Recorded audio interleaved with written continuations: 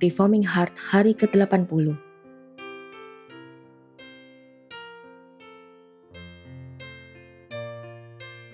Renungan ini diambil dari website pemuda.stemi.id.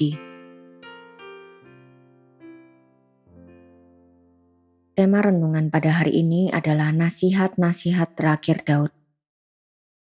Mari kita membaca Alkitab diambil dari 1 Raja-Raja pasal 2 ayat 1-12. Demikian bunyi firman Tuhan. Pesan Daud yang terakhir sebelum meninggal. Ketika saat kematian Daud mendekat, ia berpesan kepada Salomo, anaknya, "Aku ini akan menempuh jalan segala yang fana, maka kuatkanlah hatimu dan berlakulah seperti laki-laki. Lakukanlah kewajibanmu dengan setia terhadap Tuhan Allahmu, dengan hidup menurut jalan yang ditunjukkannya, dan dengan tetap mengikuti segala ketetapan, perintah, peraturan, dan ketentuannya, seperti yang tertulis dalam hukum Musa, supaya engkau beruntung dalam segala yang kau lakukan dan dalam segala yang kau tuju. Dan supaya Tuhan menepati janji yang diucapkannya tentang aku, yakni, jika anak-anakmu laki-laki tetap hidup di hadapanku dengan setia, dengan segenap hati dan dengan segenap jiwa, maka keturunanmu tak akan terputus dari tahta kerajaan Israel. Dan lagi, engkau pun mengetahui apa yang dilakukan kepadaku oleh Yoab, anak Seruya, apa yang dilakukannya kepada kedua panglima Israel, yakni Abner bin Ner dan Amasa bin Yeter. Ia membunuh mereka dan menumpahkan darah dalam zaman damai, seakan-akan ada perang, sehingga sabuk pinggangnya dan kasut kakinya berlumuran darah. Maka bertindaklah dengan bijaksana, dan janganlah biarkan yang ubanan itu turun dengan selamat ke dalam dunia orang mati. Tetapi kepada anak-anak Barsilai, orang Gilead itu, haruslah kau tunjukkan kemurahan hati. Biarlah mereka termasuk golongan yang mendapat makanan dari mejamu. Sebab mereka pun menunjukkan kesetiaannya dengan menyambut aku pada waktu aku melarikan diri dari depan kakakmu Absalom. Juga masih ada padamu Simei bin Gera, orang Benyamin dari Bahurim. Dialah yang mengutuki aku dengan kutuk yang kejam pada waktu aku pergi ke Mahanaim. Tetapi kemudian ia datang menyongsong aku di sungai Yordan, dan aku telah bersumpah kepadanya demi Tuhan, tak akan kubunuh engkau dengan pedang. Sekarang janganlah bebaskan dia dari hukuman, sebab engkau seorang yang bijaksana, dan tahu apa yang harus kau lakukan kepadanya, untuk membuat yang ubanan itu turun dengan berdarah ke dalam dunia orang mati." Kemudian Daud mendapat perhentian bersama-sama nenek moyangnya. Ia dikuburkan di kota Daud. Dan Daud memerintah orang Israel selama 40 tahun. Di Hebron ia memerintah 7 tahun. Dan di Yerusalem ia memerintah 33 tahun. Salomo duduk di atas tahta Daud ayahnya, dan kerajaannya sangat kokoh.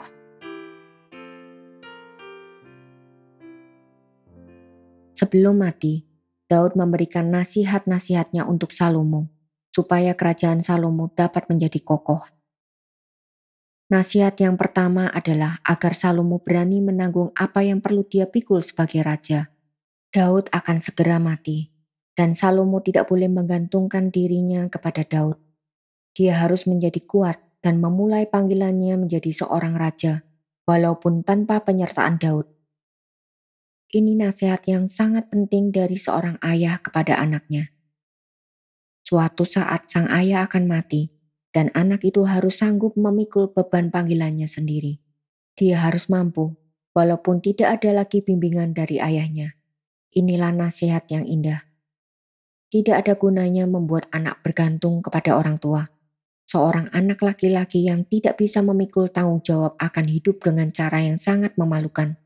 Seorang anak laki-laki yang disediakan segala kebutuhannya oleh orang tua akan menjadi anak yang mempermalukan orang tuanya sendiri. Jika kita diberikan anugerah seorang anak laki-laki, jangan sediakan semua bagi dia, tetapi latihlah dia memikul bebannya sendiri dan beban orang lain juga. Hal berikutnya adalah Daud mengajarkan kepada Salomo untuk mengikuti firman Tuhan, yaitu Taurat Musa. Inilah rahasia kesuksesan Daud sebagai raja. Dia bukanlah raja yang paling cerdas atau paling hebat dalam strategi perang. Dia bahkan bukan raja paling berani. Dia menyatakan berkali-kali ketakutannya di dalam mazmur-mazmurnya. Tetapi karena dia menaati Taurat, itulah sebabnya dia menjadi raja yang terus dipimpin dan diberkati Tuhan. Perbedaan raja-raja dunia dengan Raja Israel adalah Raja Israel harus memiliki Taurat di dekat tahtanya, sehingga dia menaati Taurat dan menempatkannya sebagai otoritas paling tinggi, bukan dirinya sendiri. Mari kita melihat kitab Ulangan pasal 17 ayat 18 sampai 19. Demikian bunyinya. Apabila ia duduk di atas tahta kerajaan, maka haruslah ia menyuruh menulis baginya salinan hukum ini menurut kitab-kitab yang ada pada imam-imam orang Lewi.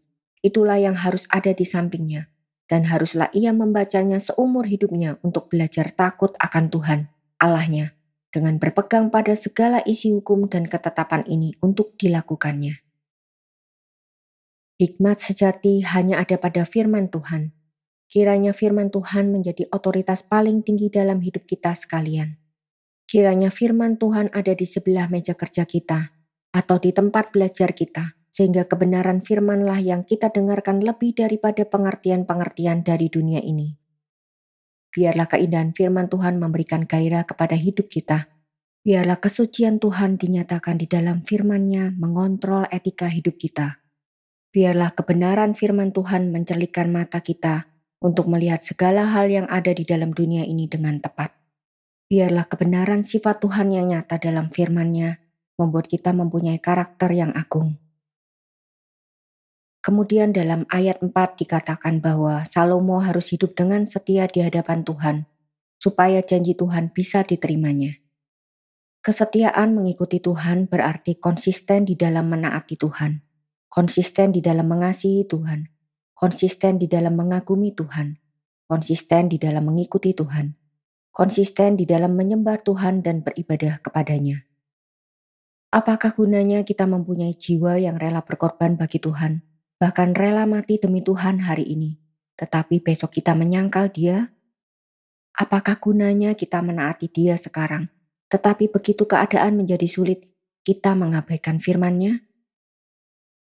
Salomo dinasehati oleh Daud agar tetap setia dengan segenap hati dan segenap jiwa. Dia tidak boleh berbelok ke kiri dan ke kanan. Bisakah Salomo setia? Di dalam masa tuanya, Salomo jatuh ke dalam penyembahan berhala, seperti ada tertulis di dalam 1 Raja-Raja pasal 11 ayat 4-5. Jika Salomo pun gagal, betapa kita harus dengan gentar minta kekuatan dari Tuhan? Kita tidak boleh gagal. Kita tidak boleh tidak setia kepada Tuhan.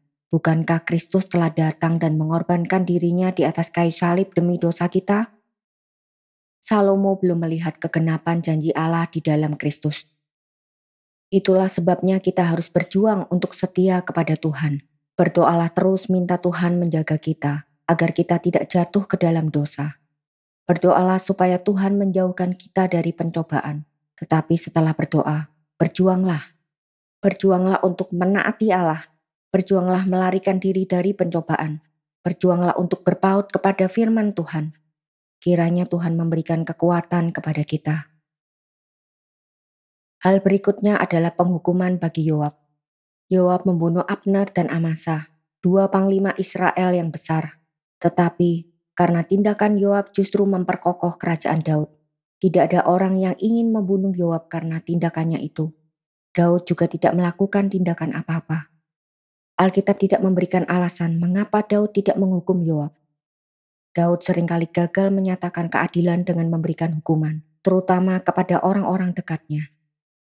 Di satu sisi ini adalah kelemahannya. Dia membiarkan orang-orang, terutama orang-orang yang dikasihinya tidak dihukum, sehingga justru menjerumuskan mereka ke dalam kefasikan yang lebih besar.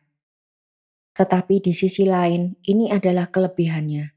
Sehingga di dalam kehidupan Daud kita melihat adanya contoh untuk memahami kasih pengampunan Allah. Namun dia mengingatkan Salomo agar membereskan apa yang dia tidak sanggup lakukan.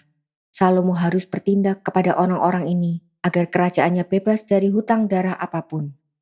Hutang darah karena tidak menghukum orang yang bersalah. Daud meminta dia membunuh Yoab karena 2 dosa pembunuhan yang telah dia lakukan. Apakah Yoab dibunuh karena memihak kepada Adonia? Tidak. Yoab dibunuh karena dia membunuh dua orang yang tidak layak untuk dimatikan.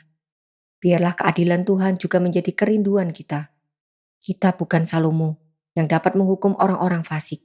Kita bukanlah penegak hukum, tetapi kita bisa terus mendoakan agar kejahatan, ketidakadilan, dan segala bentuk kekacauan di tengah-tengah bangsa kita dapat terus-menerus berkurang. Biarlah kita juga belajar membedakan balas dendam dengan keadilan. Kita mengasihi musuh kita, tetapi kita juga mengasihi keadilan. Demi kesucian Tuhan, mereka yang bersalah melanggar hukum dan merugikan orang lain harus menerima konsekuensinya. Demikian juga dengan ayat 8 dan 9. Daud meminta agar Salomo menghukum mati Simei yang mengutuk Daud dengan kutuk yang kejam. Apakah ini masalah pribadi? Bukan. Simei mengutuk orang yang diurapi Allah. Tertulis di dalam 2 Samuel pasal 19 ayat 21. Sehingga dia layak mati. Tetapi Daud tidak mau kembalinya ke Yerusalem setelah dikejar-kejar oleh Absalom diwarnai dengan hukuman mati. Dia ingin saat di mana dia boleh kembali bertahta atas Israel menjadi perayaan bagi semua orang, termasuk Simei sekalipun. Tetapi Daud berpikir, kalau orang yang mengutuk Tuhan tidak dihukum, jangan-jangan nanti Tuhan menghukum kerajaan Salomo. Maka dia meminta Salomo bertindak tegas kepada Simei. Hukuman berat menanti Simei karena menghina orang yang diurapi Tuhan.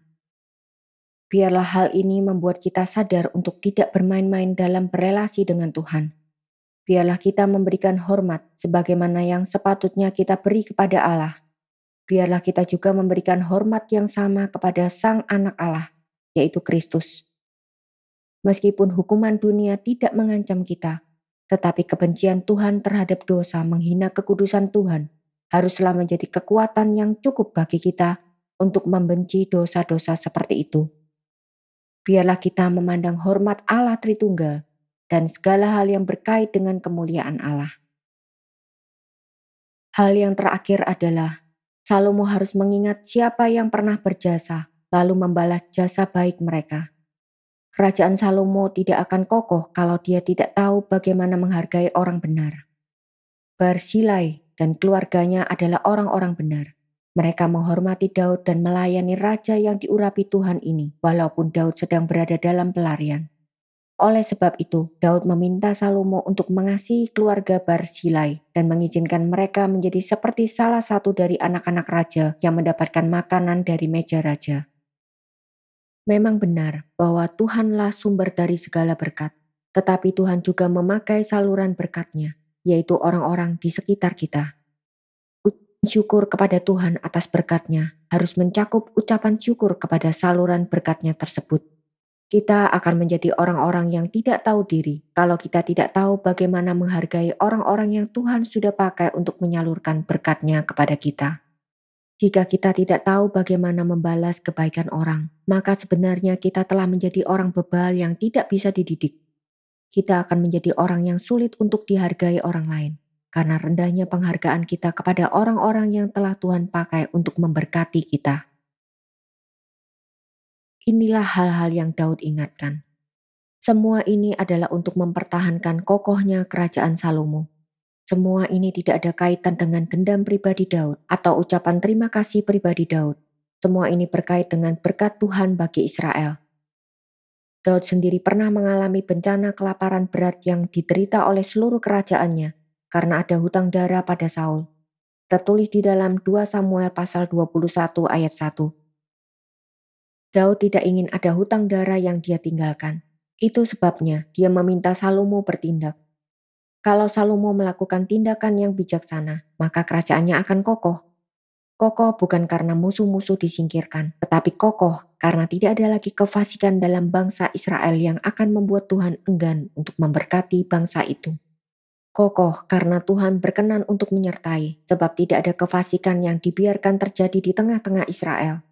Tuhan berkenan untuk menyertai, sebab Raja Israel takut akan firman Tuhan dan setia kepadanya. Demikian juga kerinduan kita untuk hidup setia dan taat kepada Tuhan adalah supaya Tuhan memberikan kepada kita kelimpahan berkat, yaitu penyertaan-Nya bagi kita. Itulah berkat sejati yang dapat kita rasakan jika kita setia kepada Dia. Setelah mengucapkan nasihat-nasihat ini, Daud pun mati. Dia dikuburkan di salah satu kota benteng Yerusalem dan berakhirlah pelayanannya sebagai gembala umat Tuhan. Dia meninggalkan kerajaan yang sangat kokoh bagi Salomo. Dia mencatatkan dirinya juga sebagai raja yang paling diperkenan Tuhan di dalam sepanjang sejarah bangsa Israel. Dia telah berdiam bersama-sama dengan Tuhan. Dan sekarang dia menantikan saat di mana tuannya sekaligus anaknya, yaitu Kristus, bertahta untuk selama-lamanya. Tertulis di dalam Injil Matius pasal 22 ayat 42 sampai 45.